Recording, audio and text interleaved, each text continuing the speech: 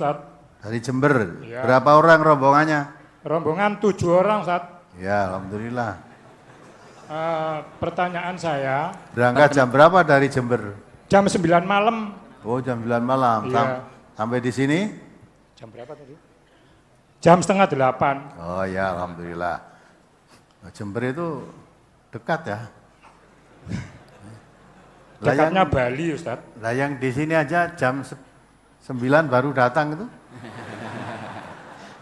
Berarti lebih dekat Jember ya. Ya bagus, apa yang ditanyakan? Pertanyaan saya, Mohon maaf, dengan Bapak siapa ini, Pak? dengan Bapak Sutaman. Sutaman, sih. Iya. Taman Iya, ya. silakan. Pertanyaan saya ini kan tinggalnya di Perumnas, Ustaz. Ya. Kemudian satu Perumnas itu yang ngaji di MTA hanya saya sendiri, Ustaz. Ya alhamdulillah. Termasuk orang asing itu. Ya ini, tapi banyak tantangan, Ustaz. Ya wajar ya. Yang biasanya saya dulu itu ikut pengajian, ikut tahlilan. Lah ini sudah 2 kali ini tetangga saya meninggal dunia, saya tidak ikut tahlilan, Ustaz. Nah, kenapa nggak ikut? Ya, karena saya sudah ngaji di MTA, Ustaz. Lo ngaji MTA apa ndak boleh tahlilan? Karena tidak dicontohkan oleh Oh gitu Nabi. ya. Ya. Allah, kalau MTA melarang tahlilan itu ada ya. Walaupun kami ngaji di MTA, mau tahlilan, mau apa tuh? Pasaran, mau yasinan, mau mitonis, silahkan kalau kamu yang mau silahkan. Ya. MTA tidak pernah melarang orang tahlilan, nggak pernah melarang. Apalagi terus? Karena saya ini termasuk ketua kelompok, juga takmir masjid Ya. di lingkungan. Kemudian istri saya ini ketua PKK. Masalah saya adalah kalau istri saya ini keyakinannya belum total, Ustaz. Jadi kalau saya nggak tahlilan itu saya dimarahi. Katanya gini, Mas, kita ini di lingkungan ini orang-orang tuh melihat kita ya nggak tahlil ya nggak tahlil, tapi jangan seperti itu. Kalau 7 hari ya mungkin tahlilnya 3 kali, katanya gitu, Ustaz. Iya. Ya karena istri saya juga ketua PKK, jadi kalau saya tidak tahlil itu sering dirasani tetangga, Ustaz. Iya. Loh itu Pak Sutaman setelah belajar ngaji kok tambah ndak tahlilan itu apa ndak aliran sesat itu, katanya gitu, Ustaz. Iya. Tapi saya yakin sekali bahwa ngaji di MTA itu hanya mempelajari Al-Quran dan hadis saja. Maka sedikit demi sedikit memang saya merubah tingkah laku saya sesuai dengan apa yang saya pelajari di MTA, Ustaz. Iya. Nah ini bagaimana saya mensiasati atau untuk berbuat bagaimana untuk supaya saya dengan tetangga kanan kiri juga tetap baik. Saya juga nanti, saya nanti dikucilkan dengan tetangga-tetangga. Jadi misalnya kalau mulai saya ngimami zuhur dan asar, setelah salam itu saya balik kanan, Ustaz, sesuai dengan hadis yang pernah saya baca. Lah ini dilihat oleh teman-teman saya kok dirasani katanya aneh, Ustaz. Biasanya kan ya tetap menghadap ke kiblat, kemudian wiritan dan sebagainya. Saya memang kebagian kalau jadi imam itu zuhur dengan asar, kemudian sedikit demi sedikit apa yang saya peroleh dari ngaji di MTA ini saya praktekkan. Nah ini pertanyaan saya, bagaimana caranya saya supaya teman-teman ini sedikit demi sedikit saya berusaha saya pengaruhi supaya juga ikut ngaji di MTA sehingga nanti di sana sini saya enggak dirasani, Ustaz. Ya. Demikian pertanyaan saya, Ustaz. Ya, sudah. Sudah, terima kasih. Assalamualaikum warahmatullahi wabarakatuh. Waalaikumsalam warahmatullahi wabarakatuh. Jadi ya, yang penting apa yang dipesankan oleh Allah itu di dalam beragama dipegang teguh. Tadi saya bacakan kan, inna sholati wa nusuki wa mahyaya wa mamati lillah, semua itu lillah karena Allah, jangan karena manusia. Jadi untuk melaksanakan agama Allah itu kalau sudah diyakini itu satu kebenarannya, yakini ada tuntunannya, laksanakan. Perkara tetangga senang tidak senang, setuju, tidak setuju, boleh saja silahkan. Kami beragama itu tidak ingin, ya, tidak kami ingin hanya disenangi manusia. Suatu saat memang orang melaksanakan kebenaran itu dihadapkan kepada pilihan salah satu dari dua hal. Ya, dicintai manusia tetapi dibenci Allah, atau dicintai Allah tapi dibenci oleh manusia. Ya kalau yang diingini ya dicintai Allah, dicintai manusia gitu kan. Tapi kadang-kala harus dihadapi dua hal itu, pilih salah satu, lah tinggal pilih mana. Coba dibaca surat Bani Israil ayat 73 itu. Itu Allah yang mengatakan begitu. Surat Al-Isra, surat ke-17 ayat 73. A'udzu billahi minasyaitonir rajim. Wa in kadu layaftinunaka 'anil ladzi auhayna ilaika litaftari 'alaina ghairah wa idzal lattakhuduka khalila walaula an sabbatnaka laqad kitta tarkanu ilaihim syai'an qalila idzal la'adzaqna dhi'fal hayati wa dhi'fal mamati tsumma la tajidu laka 'alaina nasira. Ini perhatikan, artinya perhatikan betul-betul, ayo. Dan sesungguhnya mereka hampir memalingkan kamu dari apa yang telah kami wahyukan kepadamu, agar kamu membuat yang lain secara bohong terhadap kami. Ya, jadi hampir-hampir manusia itu mengajak menyimpang dari tuntunan Al-Quran. Apa yang diwahyukan oleh Allah kan Al-Quran. Dan Al-Quran antara lain memerintahkan supaya mengikuti Nabi, mengambil contoh Rasulullah itu sebagai uswatun hasanah. Untuk siapa? Liman kana yarjullah. Siapa yang dalam aktivitasnya hidupnya hanya mengharap pahala balasan dari Allah. Ya, yang diharapkan itu hanya dari Allah, bukan dari manusia, bukan dari siapa saja, tapi dari Allah. Hampir-hampir manusia itu memalingkan kamu dari wahyu Allah tadi. Terus? Dan kalau sudah begitu, tentulah mereka mengambil kamu menjadi sahabat yang setia. Ya, itulah. Kalau kamu mau mengikuti pada umumnya masyarakat, walaupun menyimpang dari tuntunan Allah, kamu dianggap menjadi sahabat yang setia. Dianggap orang Islam yang wawasannya luas. Dianggap orang Islam yang toleransinya tinggi. Dianggap orang Islam yang pandai bergaul. Maka dianggap saudara. Tetapi terus ayat berikutnya, kelanjutannya.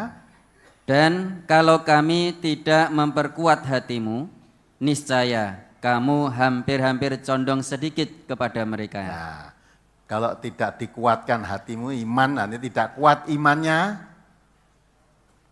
condong itu mereka. Nah, gimana ya, di sini umumnya begitu, kalau saya tidak ikuti pada umumnya, di sana dirasani, di sana dirasani, di sini dirembuk, jadi orang terkenal saya. Gitu. Nah, jadi maka daripada di sana sini dirasani, apalagi dikucilkan, salahnya apalah, ikut ajalah, niatnya untuk ngembuli masyarakat. Ya, kalau tidak dikuatkan hatimu dalam keimanan, ya, mesti kamu condong, daripada di sana sini dirasani, wes gabung aja lah, apa salahnya? Ya, dirasani wong tuh rasanya wes seperti diadab oleh Allah. Ya, tapi terus dibaca kelanjutannya. Kalau terjadi demikian, benar-benarlah kami akan rasakan kepadamu siksaan berlipat ganda di dunia ini, dan begitu pula siksaan berlipat ganda sesudah mati. Dan kamu tidak akan mendapat seorang penolong pun terhadap kami. Ya, itulah. Kalau kamu mengikuti mereka menyimpang dari tuntunan yang benar, kamu dianggap sahabat yang setia oleh mereka. Tetapi diancam oleh Allah azab 2 kali lipat di dunia maupun di akhirat, dan kamu tidak akan dapat penolong. Ya. Nah, tinggal pilih. Pilih diazab oleh Allah, dicintai manusia, apa pilih dikucilkan, dibenci oleh manusia, tapi dicintai Allah. Ya, tinggal pilih aja. Kami tidak pernah melarang kamu tahlilan, kamu kendurian, kamu selamatan. Silakan. Wong masing-masing akan ditanggung sendiri. Hanya kalau di sini mengaji agama, ya apa yang diterangkan di dalam agama, tauhid yang lurus, ibadah yang lurus, saya terangkan apa adanya. Perkara itu kamu amalkan apa tidak, urusanmu. Nah, baru dirasani aja sudah bingung. Ya. Padahal Nabi mengatakan, memang akan datang. Islam itu nanti seperti ketika baru datang. Islam itu awalnya datang di tengah-tengah masyarakat jahiliyah asing. Karena bertentangan apa yang dibawa Nabi di tengah masyarakat jahiliyah berlawanan. Maka nanti akan kembali suatu zaman Islam itu asing lagi ketika diamalkan, akan asing seperti ketika baru datang. Tapi bahagia orang yang asing. Nah pada saat itu orang yang banget teguh agamanya, kata Nabi, seperti orang menggenggam bara api. Panas. Nah.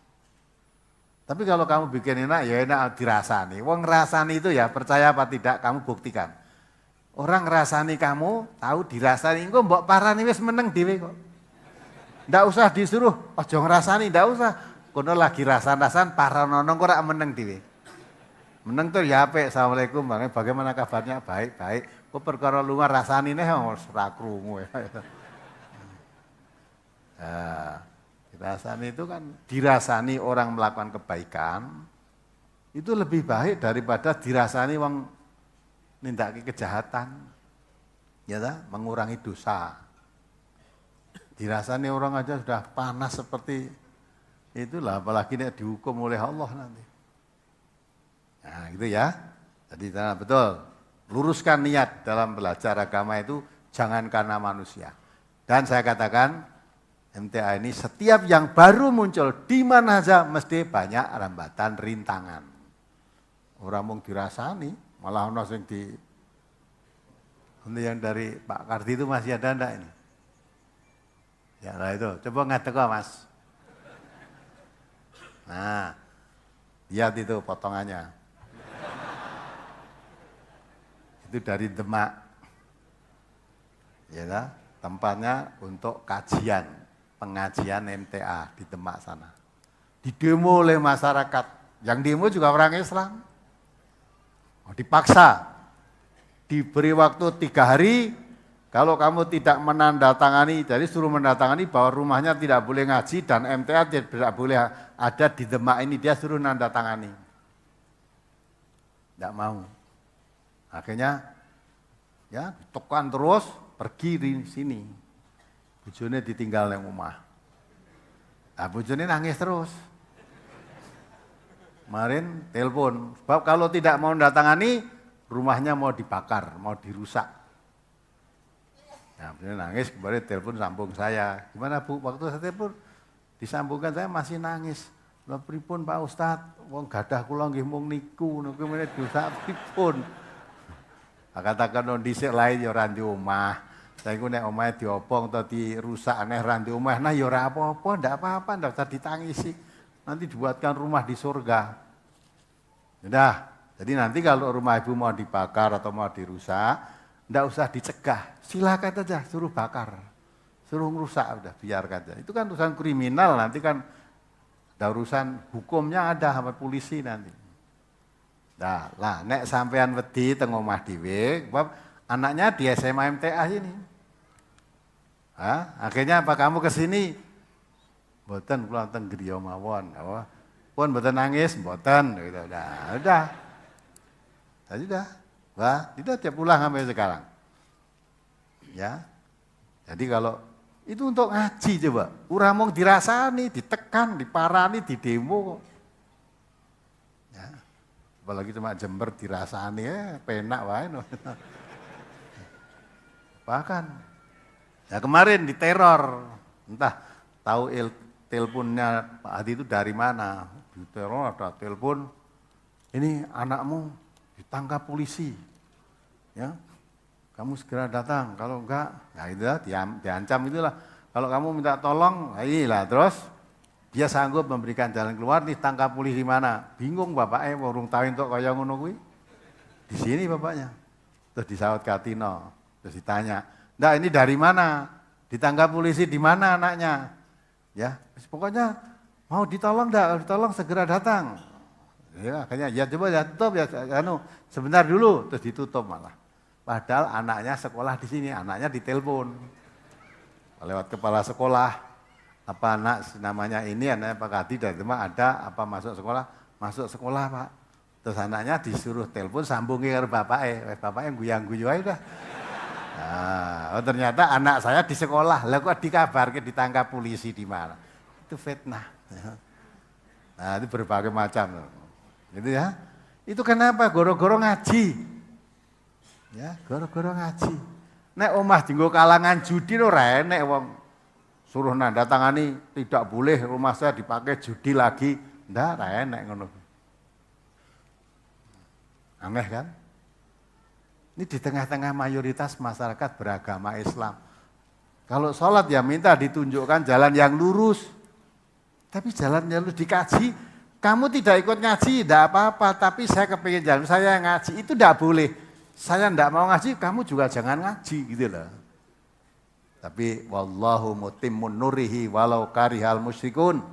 Allah tetap akan menyempurnakan cahaya Islam ini. Sekalipun orang musyrik, orang kafir tidak suka. Nah, itu ya.